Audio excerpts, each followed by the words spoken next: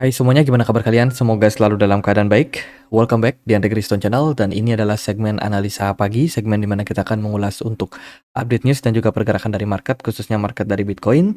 Jadi hari ini kita berada di tanggal 3 September 2024, hari Selasa.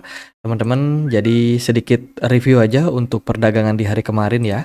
Hari kemarin kita dapat beberapa data terkait dengan manufacturing PMI dari China, Uni Eropa, dan juga dari Inggris. Di mana secara month on month, kemarin manufacturing itu mengalami kenaikan tipis ya. Kenaikan tipis, dan ini tentu saja bisa menjadi indikasi penguatan untuk yuan, kemudian euro, sama satu lagi pound sterling. Dan impact-nya terhadap indeks dolar adalah indeks dolar kemarin sedikit koreksi 0,08% saja, tidak terlalu signifikan. Tapi sudah cukup bikin Bitcoin mendapatkan momentum untuk kenaikan di perdagangan hari ini ke 59 ribuan something, teman. Dan untuk hari ini kita akan dapat beberapa rilis data.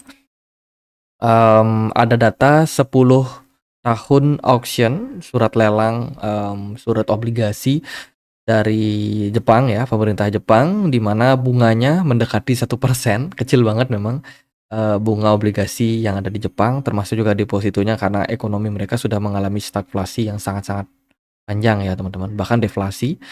Kemudian hari ini kita juga akan dapat market Amerika yang gerak, karena di perdagangan kemarin ada Labor Day untuk Amerika Serikat, jadi nggak terlalu banyak perdagangannya. Dan hari ini kita akan dapat data manufacturing PMI dari Amerika Serikat. Lalu ada juga manufacturing employment untuk perdagangan hari ini. Jadi beberapa rilis data ini kemungkinan akan membuat market bergairah kembali, khususnya market dari Amerika Serikat, teman-teman. Dan sedikit kita lihat dari matrix ya, antara long or short Bitcoin. Untuk perdagangan kemarin, aktivitas di market derivatif, khususnya bagi mereka yang melakukan perdagangan, itu mengalami lonjakan signifikan, teman-teman. Jadi ini terjadi jika seluruh exchange dilihat ya, atau dilihat dari seluruh exchange, total yang melakukan perdagangan di market futures kemarin meningkat, didominasi oleh trader yang pasang posisi long. Ini seperti dari Binance, kemudian OKX, DYDX itu didominasi oleh mereka yang pasang long. Kemudian dari Crypto.com, BingX ini lumayan ada yang pasang short, teman-teman. Jadi ya dinamika yang terjadi pada market naik dan turun, dan tentu saja kalau kita melihat dari posisinya, sepertinya sih di perdagangan kemarin ini udah mulai ada sedikit tanda-tanda pembalikan. Namun jika kita melihat dari data yang lain, seperti contohnya kita lihat data dari inflow and outflow dari beberapa hedge fund, khususnya dari hedge fund besar kayak BlackRock, kemudian ada Fidelity, ARK Invest, Bitwise. Nah, khusus untuk Grayscale, Fidelity, ARK Invest, Bitwise ini sama-sama mengalami arus keluar di perdagangan kemarin, sementara BlackRock belum ada akumulasi lanjutan. Dilihat dari data ini menunjukkan bahwa beberapa manajer investasi ini sudah secara terus-menerus melakukan penjualan aktif sejak 4 hari perdagangan terakhir.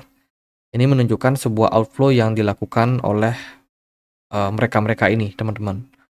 Dana-dana besar ini ya. Tentu saja ini merupakan poin negatif untuk pasar. Oke, sebelum kita lanjut lagi ke beberapa berita yang ada di market, aku mau forward satu campaign datangnya dari Get.io. Jadi Get.io menawarkan klaim token Apollo Name Service atau ANS secara gratis. Ada total sekitar 1,2 juta ANS yang bakalan dibagikan. Syaratnya adalah teman-teman wajib untuk menyelesaikan KYC di Get.io, kemudian memegang aset minimal 10 USD, dan juga teman-teman bisa klik tautan klaim secara gratis. Di sini nanti linknya aku akan sertakan di kolom deskripsi. Buat teman-teman yang sudah memenuhi persyaratan tersebut, seperti teman-teman sudah KYC, kemudian punya aset 10 US dollar di Get.io, klik ini, klaim secara gratis, klik centang, dan berhasil berlangganan. Kalau sudah, nanti tokennya akan langsung masuk ke wallet kalian secara otomatis ya. Sekitar 24 jam. Jadi token Apollo Name Service ini running di jaringan BNB Smart Chain. Dia juga sudah mendukung beberapa jaringan blockchain lain seperti Layer Zero, kemudian Polygon, dan tentu saja untuk perdagangannya itu akan mulai bisa diperdagangkan di exchange Gate.io. Untuk alokasi tokennya ini mayoritas dipegang oleh market retail ya, dibagikan market retail, dan yang kedua ini dimiliki oleh foundation mereka dengan kepemilikan sampai 12%. Sisanya untuk intensif dan liquidity pool ada di 8%.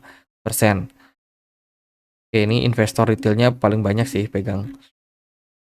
Itu teman-teman, jadi kita sudah bisa klaim tokennya secara gratis. Dan juga ada banyak sekali project-project koin yang akan dibagikan oleh Gate.io yang bisa teman-teman klaim secara gratis jika sudah memenuhi hal tersebut ya, persyaratan tersebut. Jadi buruan yang mau cek, teman-teman bisa langsung cek link yang ada di kolom deskripsi untuk klaim token Apollo Name Service secara gratis. Next, kita akan lihat dari beberapa berita lain yang ada pada market. Exchange reverse sinyal new distribution fase amid that cross concern. Jadi saat ini kalau kita melihat dari beberapa chart menunjukkan bahwa terjadi distribusi yang dilakukan oleh beberapa exchange. Distribusi beberapa exchange ini sekali lagi sebenarnya merupakan bukan sebuah indikator mutlak apakah sebuah koin atau kripto itu bakalan mengalami kenaikan atau tidak. Namun perpindahan dari exchange ya ini bisa menandakan bahwa ada dana yang dipindahkan maksudnya ke wallet teman-teman, ke wallet pribadi. Ya, jika chart yang kita temukan di sini ada exchange reverse mengalami tren lonjakan, ini bisa jadi adalah buyers yang mulai melakukan pembelian dari exchange kemudian dipindahkan ke wallet.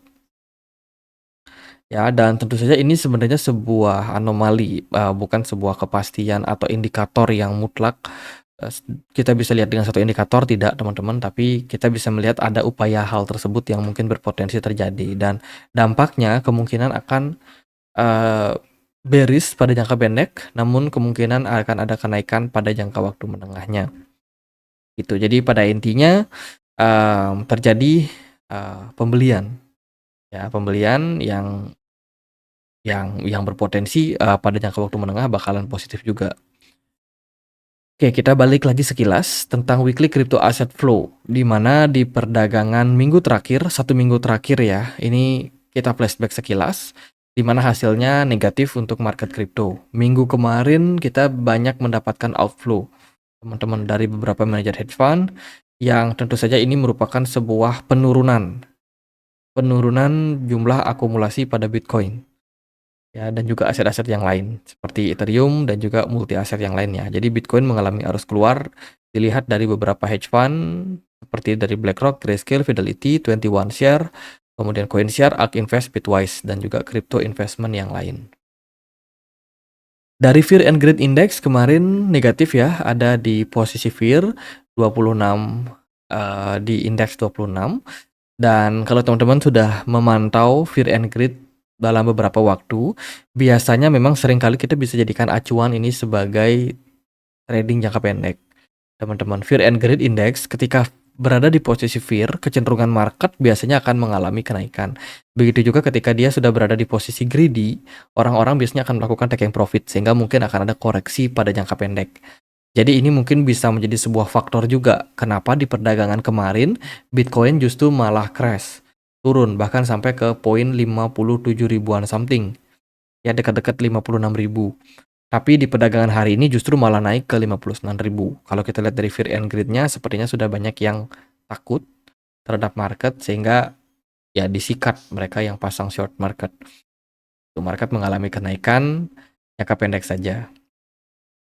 Lalu di penghujung bulan Agustus kemarin ada perbincangan terkait dengan posisi Jepang terhadap regulasi khususnya di kripto. Entah itu penambangan kripto ataupun perdagangan aset digital. Jepang menganggap penghasilan kripto di atas 20.000 yen Jepang sebagai pendapatan lainnya. Berarti mereka dapat dikenakan pajak tarif hingga 55%. Ini termasuk keuntungan penduduk tetap dari perdagangan mata uang kripto dan penambangan Bitcoin. Pinjaman DeFi di Jepang itu bisa dikenakan pajak keuntungan sampai 20%. Oke, ini relatif tinggi ya. Kalau kita lihat dari regulasi Jepang terhadap kripto nampaknya sangat-sangat tinggi. Jepang menerapkan pajak progresif atas pendapatan lain-lainnya, berkisar 5% hingga 45% atas keuntungan. Pembayar pajak Jepang juga harus membayar pajak penduduk sebesar 10% atas keuntungan, yang terdiri dari tarif prefektur dan juga kota besar 4% dan juga 6%. Waduh, ini banyak banget kena pajaknya. Oleh karena itu, tarik pajak kripto yang efektif di Jepang adalah antara 15% sampai 55%. Penduduk tidak tetap Jepang membayar pajak sebesar 20% atas semua pendapatan yang diperoleh di Jepang. Oke, regulasi Jepang ini sudah bikin aturan tentang perpajakan, dan kalau kita melihat dari berita terbarunya, nampaknya pajak yang dibebankan itu antara range 15 sampai 55% ya. Cukup tinggi pajak Jepangnya. Dan apakah minat dari investor Jepang ini masih bakalan tinggi jika kita melihat dari pajak yang juga setinggi itu, teman-teman. Jadi ini bisa menjadi sebuah tantangan juga sebenarnya untuk kripto ya. Pemerintah ini. Kemudian berita yang lain datang dari Bitcoin.com News. Penambangan Bitcoin menghadapi tantangan ya. Jadi margin keuntungan mereka di tahun 2024 ini sangat-sangat tipis. Pendapatan di bulan Agustus bahkan menyentuh titik terendah di tahun ini. Jadi dampak keberlanjutan dari halving Bitcoin membuat penambangan tetap waspada. Dengan hash price tetap rendah serta on-chain membayar biaya minimal. Ya, memang benar. Kalau kita melihat dari fase halving yang terjadi pada pertengahan tahun ini, kita tahu nih kalau reward Bitcoin yang akan dibagikan kepada miners itu dipangkas 0,5%. Maksudnya 50% ya, dan itu parah banget. Ya kan teman-teman, yang sebelumnya nih para miners mungkin bisa dapat 2 Bitcoin, 3 Bitcoin, itu dapatnya cuma 1 Bitcoin ataupun 1,5 Bitcoin per periode penambangan ya. Jadi bisa dibilang reward mereka sudah dipotong dan harga Bitcoin kebetulan juga mengalami koreksi. Otomatis pendapatan dari para miners ini rendah banget.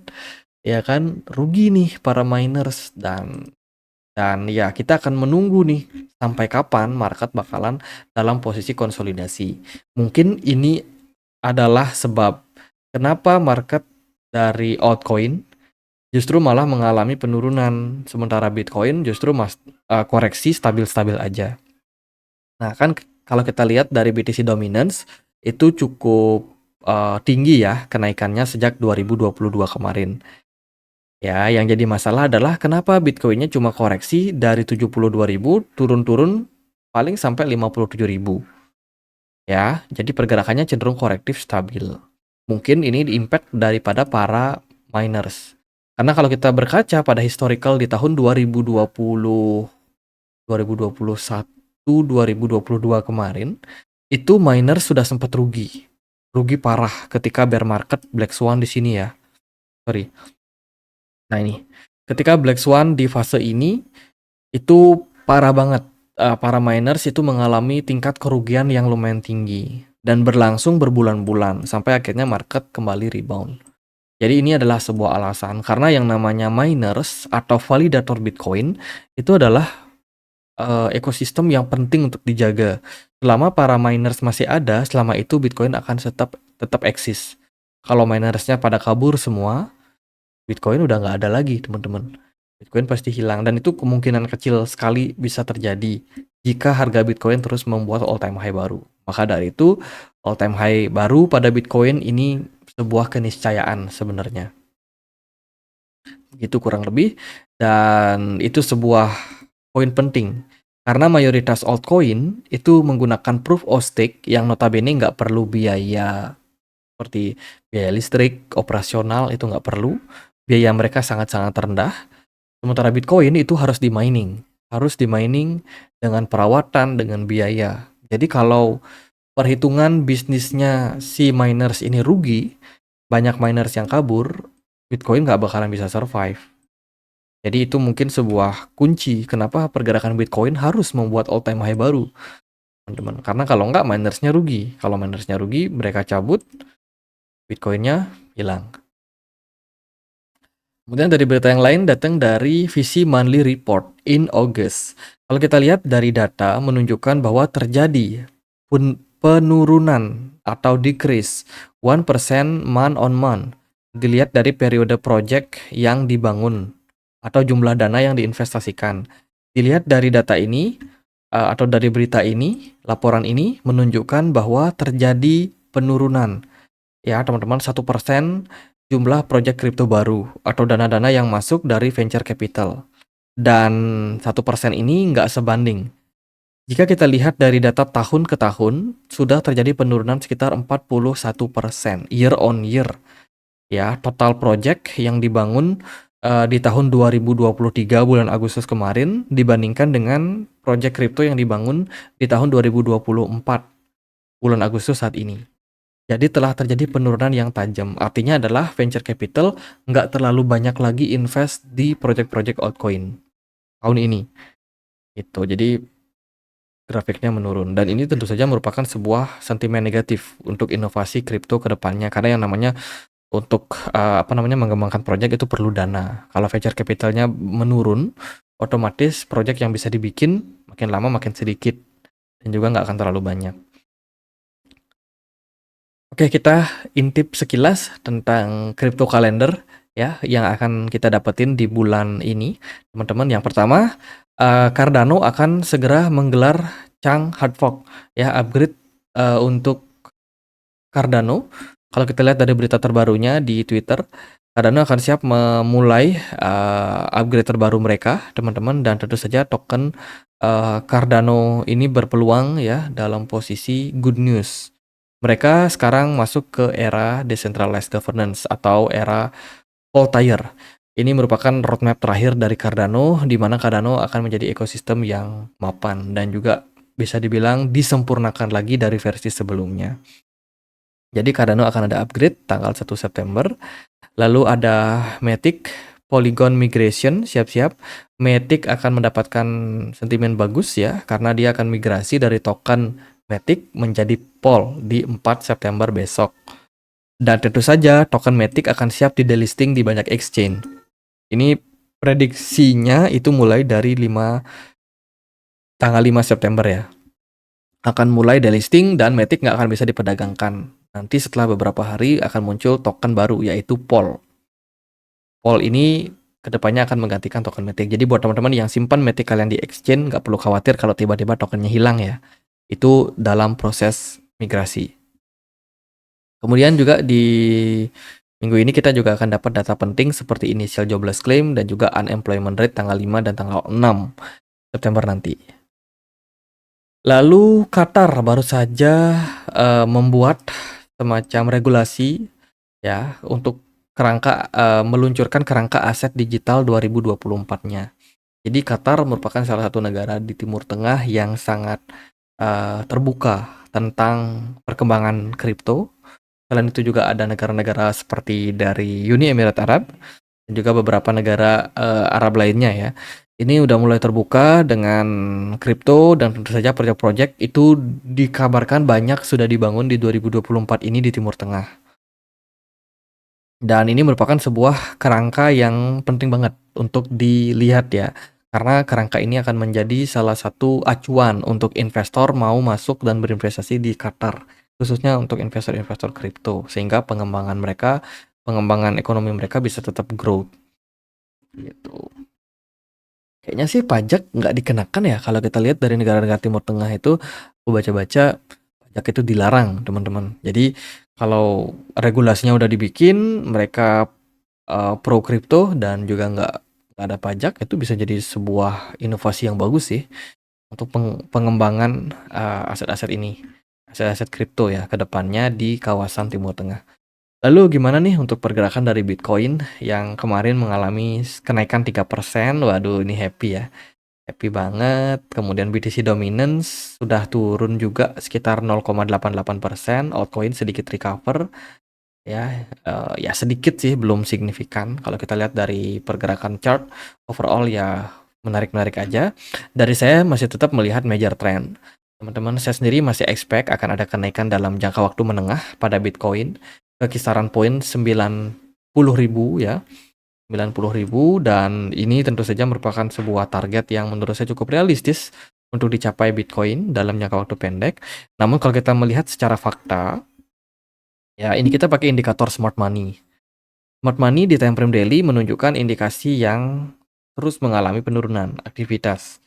Kalau kalian perhatikan dari sini, penurunan smart money ini benar-benar memberikan impact terhadap koreksi dari pasar.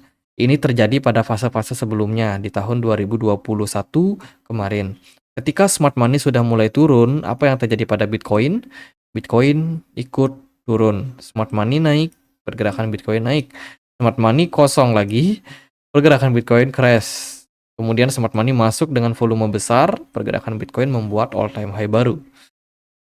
Jadi sepenting itu indikator smart money menurut saya, teman-teman. Dan kalau kita lihat dari posisi saat ini, smart money indicator itu menunjukkan posisi yang sangat kecil pada market. Jadi ibaratnya tidak banyak hedge fund yang melakukan perdagangan pada kripto. Meskipun kemarin juga ada sedikit kenaikan ya untuk Bitcoin ke 59.000, namun kenaikan yang terjadi itu sebenarnya tidak terlalu strong, tidak disupport oleh smart money yang masuk. Jadi kalau teman-teman ada melihat, wah Bitcoin ini bakalan naik jangka pendek, tunggu dulu. Kita mesti untuk melihat seberapa kuat ya smart money ini menguji pergerakan dari Bitcoin. Secara teknikal, Bitcoin di time frame 4 jam ini membentuk potensial ya. Ini adalah sebuah falling wedge pattern.